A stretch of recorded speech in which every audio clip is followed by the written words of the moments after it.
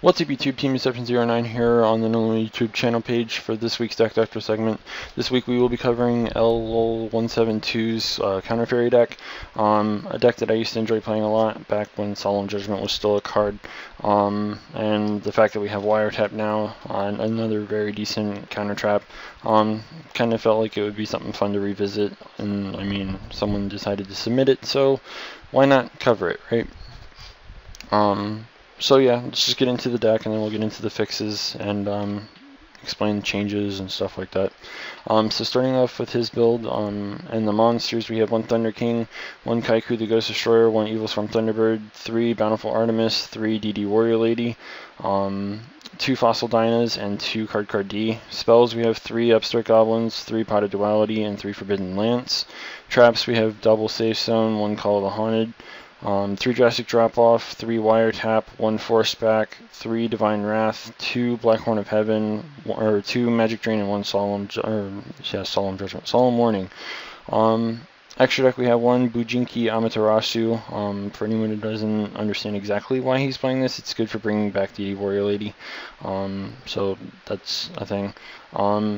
He also plays 1 Karen Gorgon. I keep fucking up his name because it's weird. 1 Ragna Zero, 1 Constellar Omega, 1 Papal Operative, 1 Black Ship of Corn, 1 Silent Honor Arc, 1 Heartland Draco, 1 Diamond Direwolf, 1 Bujinte Tsukiyomi, 1 Levolvol Chain, 1 Daigusto Emerald, 1 Abyss Dweller, 1 Gagaga Cowboy, and 1 Rhapsody in Berserk. So that's his build. One of the cards that I find interesting about this is Force Back. It's kind of a good card against things like a normal summoned or even flip summoned hand. There's also still Gear Gears are still a thing, so you can return an armor that they had set that they flip summon, stuff like that. It kind of helps just prevent your opponent from doing too much. It's an interesting card. I used to play this all the time. It was just an overall fun card to use. Not to mention that way back in the day, back when it was like a more newish card, it was very, very good. So yeah, deck's obviously pretty solid. There actually aren't very many changes to this, so yeah, let's just get into the fixed build. So we'll just start off with the monsters here. 1 Thunder King Ryo, double Harvest Angel of Wisdom, 3 Bountiful Artemis, 3 DD Warrior Lady, 2 Fossil Dyna, 1 Honest, and 2 Card D. Spells, we have 3 Upstart Goblin, 3 Pot of Duality, and 3 Forbidden Lance. Traps, we have 1 Bottomless, 3 Dimensional Prisons, 1 Compulsory Evacuation Device, 3 Wiretap, 3 Divine Wrath, 2 Black Horn of Heaven, 3 Magic Drain, and 1 Solemn Warning. Extra deck, we have 1 Karen Gorgon, 1 Ragna Zero, 1 Constellar Omega, 1 Black Ship of Corn, 1 Silent Honor Arc, 1 Heartland Draco, 1 Diamond Direwolf, 1 Starliege Paladin Ammo, 1 Evil Swarm Exciting Knight, 1 Bujinte Tsukiyomi, 1 Levolvol Chain, 1 Daigusto Emerald, 1 Abyss Dweller, 1 Gagaga Cowboy, and 1 Rhapsody in Berserk. So, changes to the monsters, we dropped the Kaiku and the Thunderbird, and we made room for 2 Harvest Angels and an Honest. Harvest Angels is really good for recycling the counter traps, especially since we cut the 3 drastic drop-offs, so you have fewer counter traps, so having the ability to just recycle them from the graveyard with Harvest Angel is always nice. Decks that play a lot of bigger monsters are also just easily capable of killing it, or you can run it into something of theirs if you really want to get something back and you find yourself really needing it. It's also just like an overall just nice beast or beat stick to have. I'm not entirely sure if I want to play 2 in testing. It's played fine, but if you want, if you really want to, you could probably drop 1 for the Thunderbird if you find the Thunderbird being a very good card for you to play. Thunderbird is something that I wasn't entirely fond of, but like when I was testing, I wasn't exactly fond of playing it, but at the same time, I wouldn't mind like having it over maybe 1 Harvest Angel if Harvest Angel doesn't seem to work out for you. So that's something that I kind of feel like mentioning. Outside of that, we added the Honest. There's more lights in here with the 2 Harvest Angels, and then you have the 3 Artemis, the 3 DD Warrior Lady, and the Thunder King. So you have more than enough cards for Honest, and that helps you get over some of the bigger monsters that can be somewhat difficult for you to get over. It also allows you to use your DD Warrior Lady for more important things that you want to banish with her effect. So, I mean, there's that. We didn't change anything in the spells. We didn't add take out any of the spells. We still have the 3 Upstart, the 3 Duality, and the 3 Lance. Traps, we dropped the 3 Drastic Drop-Offs, the 2 Safe Zones, the Call of the Haunted, and the 4 Spac. And we added in the 3D Prisons, the Compulsory, the Bottomless, and a 3rd Magic Drain. Magic Drain is that card that says, I'm either going to go 1 for 1, kind of force your opponent to discard a card, or basically, okay, if they don't discard a card to negate Magic Drain, then you go 1 for 1 basically, because you negate their card without any other whatever. But if they actually discard to negate the Magic Drain, you're forcing your opponent to take 2 cards just to use the one that they're trying to activate.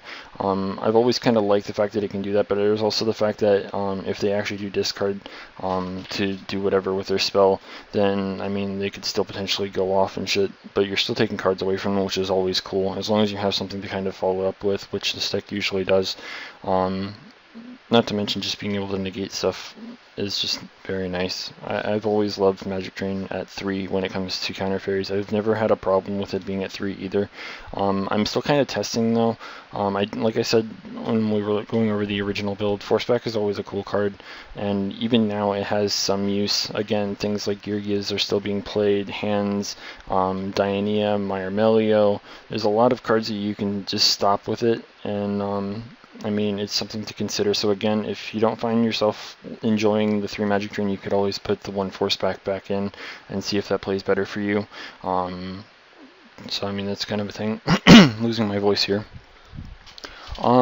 And then we had some very minor changes into the extra deck. There was only 2 cards. We dropped the Bujinki Amaterasu. The only thing you really have in here to kind of work with it is the DD Warrior Lady.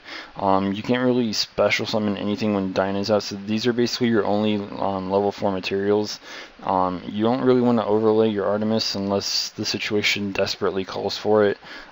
This you could overlay with, same with the Thunder King and DD Warrior Lady. I don't know if you really would want to overlay with it just to get one out of play and put it onto the board or whatever. So it's just something that I wasn't exactly keen on playing.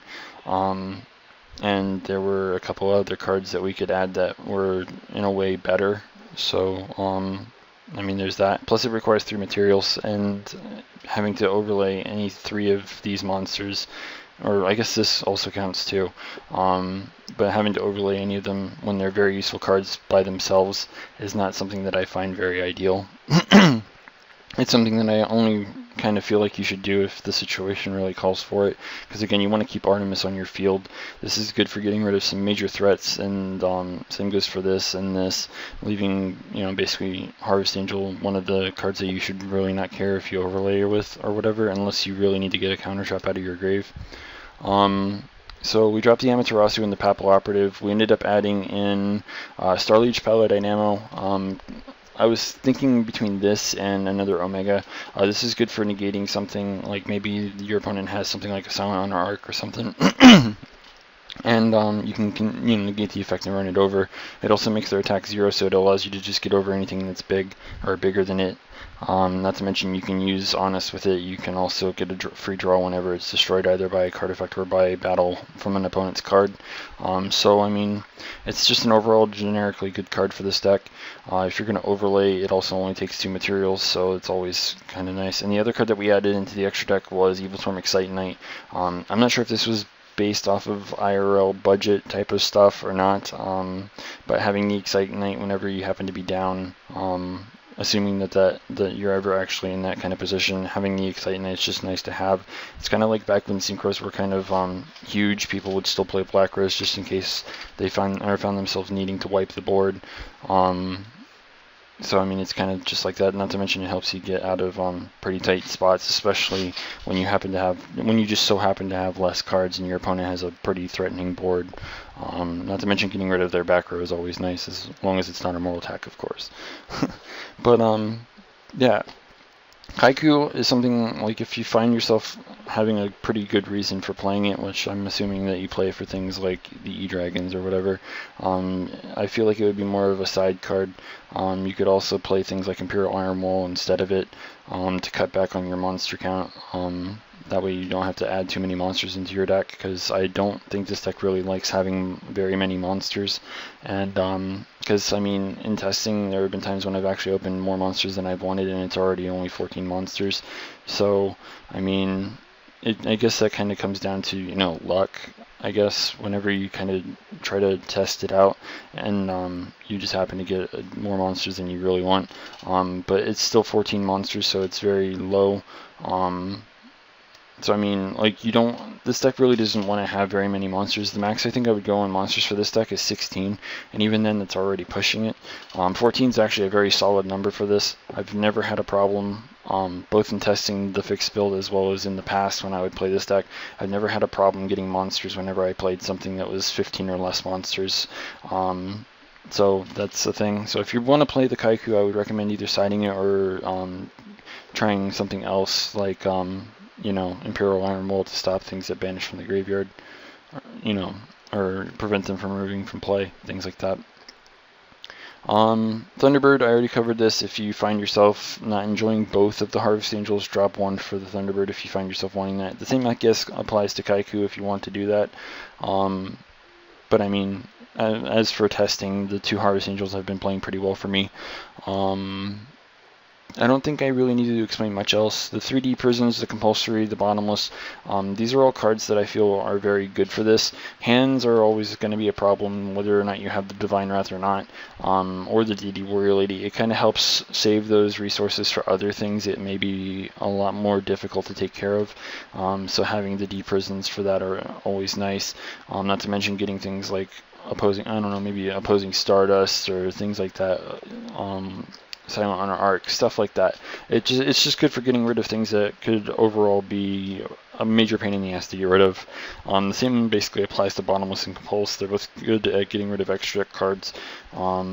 Pendulums kind of being a thing, especially in OCG land, it kind of helps get rid of multiple special summon monsters, stuff like that. Like, I don't really think I need to explain Bottomless or Compulse, but you kind of understand where I'm getting at here. Having more defensive cards to help get rid of threatening monsters while using your counter traps to shut down your opponent's plays, stuff like that. It's kind of just really, really nice to have.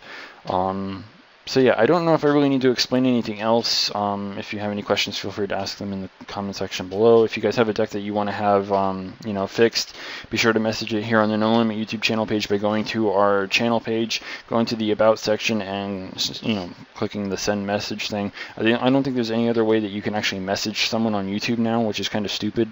But yeah, if you have a deck that you want fixed, you have to kind of do that. So yeah, there's that. I do hope that the fixed build works for ellol172. I hope that it works for anyone else that decides to play it. And yeah, I don't know if I'm going to do like an every other week thing. Like, I don't know if Robbie wants me to start doing every other week thing. Like, well, I do some weird deck or whatever, and then the week after doing Deck Doctor and so on. I don't know if that's going to be a thing. I'll have to talk to him about that because he told me to do the deck last week, and then, you know, I don't know. I'll have to talk to him about that. But yeah, so like I said, I hope that the fixed build works for ellol172 as well as anyone else that plays it.